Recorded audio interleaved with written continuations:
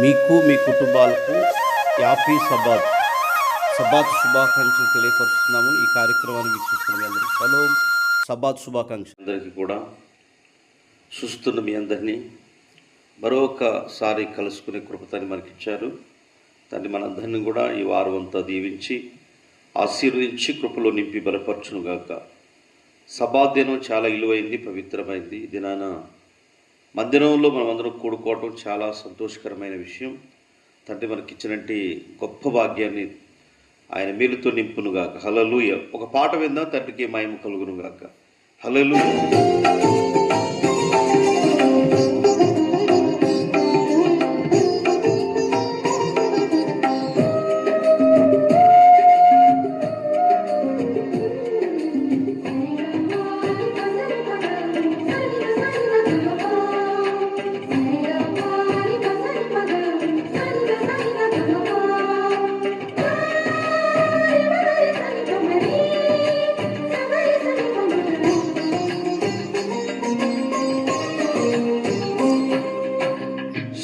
చేసి నే పాడనా స్తోత్ర గీతం, భజించి నే పొగడనా యావే.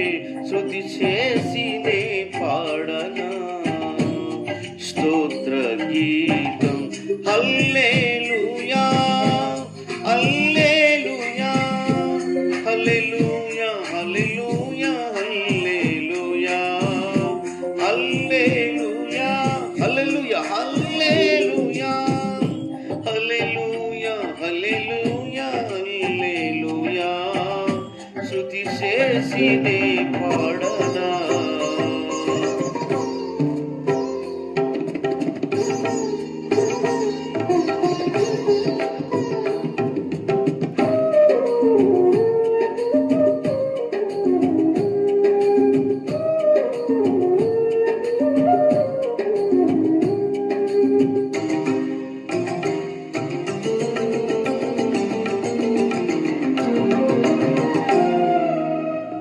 దానియేలును సింహపు గుహలో కాపాడినది నీవే కదా.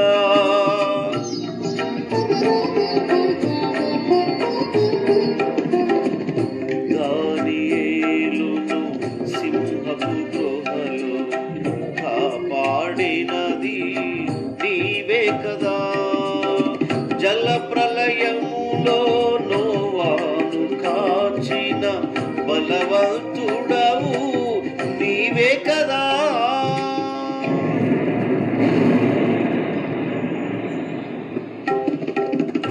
జల ప్రళయములో నోవాను కాచిన బలవంతుడవు నీవే కదా.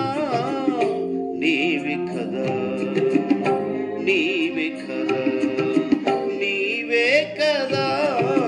హల్లెలూయా హల్లెలూయా హల్లెలూయా హల్లెలూయా హల్లెలూయా హల్లెలూయా హల్లెలూయా హల్లెలూయా హల్లెలూయా హల్లెలూయా. శృతి చేసి నే పాడనా స్తోత్ర గీతం.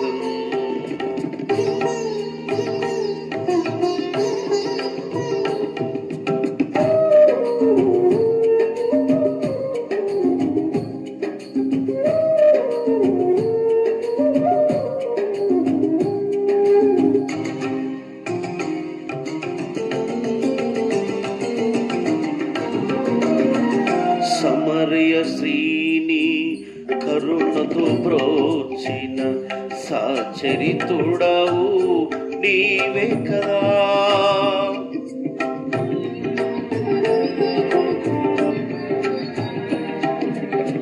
సమరయ శ్రీని కరుణతో బ్రోచిన సచరితుడవు నీవే కదా. పాపుల కొరకై ప్రాణమునిచ్చిన, పాపుల కొరకై ప్రాణమునిచ్చిన కరుణామయుడవు నీవే కదా. పాపుల కొరకై ప్రాణమునిచ్చిన కరుణామయుడవు నీవే కదా, నీవే కదా, నీవే కదా, నీవే కదా. హల్లెలూయా, హల్లెలూయా, హల్లెలూయా, హల్లెలూయా, హల్లెలూయా, హల్లెలూయా, హల్లెలూయా, హల్లెలూయా, హల్లెలూయా. శృతి చేసి నే పాడనా స్తోత్ర గీతం.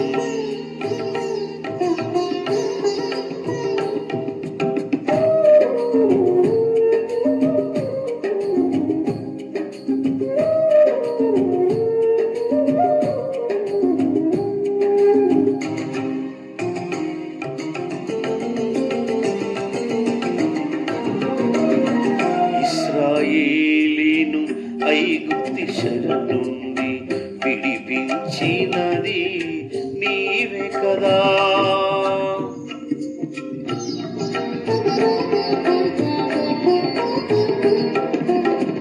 ఇశ్రాయేలును ఐగుప్తు చెర నుండి విడిపించినది నీవే కదా.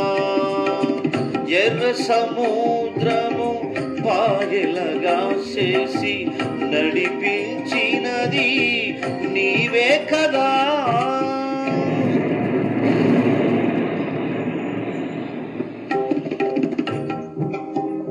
ఎర్ర సముద్రము పాయలుగా చేసి నడిపించినది నీవే కదా, నీవే కదా, నీవే కదా, నీవే కదా. హల్లెలూయా, హల్లెలూయా, హల్లెలూయా, హల్లెలూయా, హల్లెలూయా, హల్లెలూయా, హల్లెలూయా, హల్లెలూయా, హల్లెలూయా, హల్లెలూయా. శృతి చేసి నే పాడనా స్తోత్ర గీతం. శృతి చేసి నే పాడనా స్తోత్ర గీతం. భజించి నే పొగడనా యావే.